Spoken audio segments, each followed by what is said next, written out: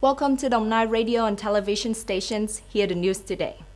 The Vietnam Textile and Apparel Associations held a press conference on the association's 2022 summary conference.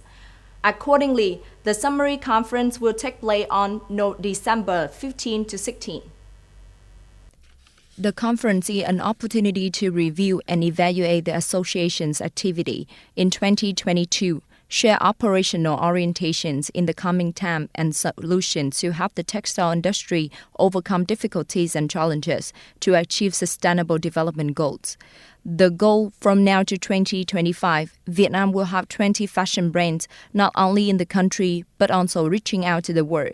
To support businesses, the Vietnam Textile and Apparel Associations will continue to perform well its role of connection domestic enterprises with each other and foreign invested enterprises to form supply chains and expand export markets, coordinate with major international organizations to implement programs to support businesses in governance, green transformation, new technology, design, and branding. Vietnam ranks the 5th in the Asia-Pacific regions for the number of accommodations that have won the Booking.com Sustainable Tourism Badge, with 5,093 properties receiving this badge. The Sustainable Tourism Badge program launched in 2021 aims to provide travelers with reliable information for eco-friendly trips. Booking.com Sustainable Tourism Report 2022 in April 2022 after the pandemic. Sustainable tourism becomes a global trend.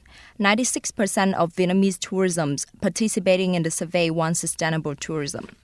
Grasping the post-pandemic trend, places to stay in Vietnam have been constantly renovating to meet the criteria of an eco-friendly accommodation. Currently, Vietnam is in the top 10 leading country in terms of number of accommodation establishments that have achieved the Sustainable Tourism Badge. Although Christmas is over a month away, the market for holiday decorations is already in the full swing. This year market is more diversified. The price increased slightly compared to the previous year. Tinsel wire from 5,000 to 20,000 Vietnam dong per thread. Laurel bread from 150,000 to 800,000 Vietnam dong one round. Snowman made of foam has many different sizes. Prices range from 250,000 to 1 million Vietnam dong per product. A set of pearls last year cost 140,000 Vietnam dong. This year cost 155,000 Vietnam dong. Besides selling directly at the store, Christmas products are also sold very popularly on the online channel.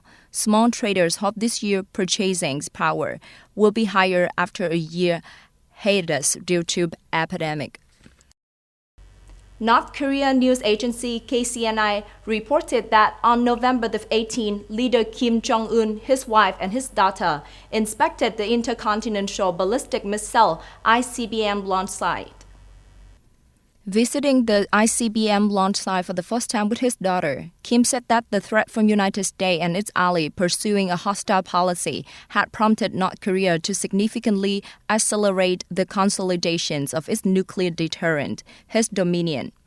Kim said that if the enemy continues to threaten, North Korea will resolutely respond with nuclear weapons and will face on-out confrontation. According to KCNA, the launch of Hwasong 19 ICBM earlier on the same day was part of the top priority defense construction strategy aimed at building the most powerful and absolute nuclear deterrent. Defending his newly announced budget plan, British Financial Secretary Jeremy Hunt warned the British economy will face many difficulties in the next 2 years. Britain will face many challenges over the next 2 years, but his new budget plan will help tackle inflation and put the economy on track, Hunt said. The next 2 years will be challenging, but the government has a plan to reduce inflation, halting the rise of energies and commodity prices, he said. Earlier, Mr. Hunt announced a series of measures that he considered necessary to reduce debt and inflation. However, experts say households will face great difficulties in the next 2 years as record high inflation reduces real incomes. That's the end of our news today. Thank you for watching.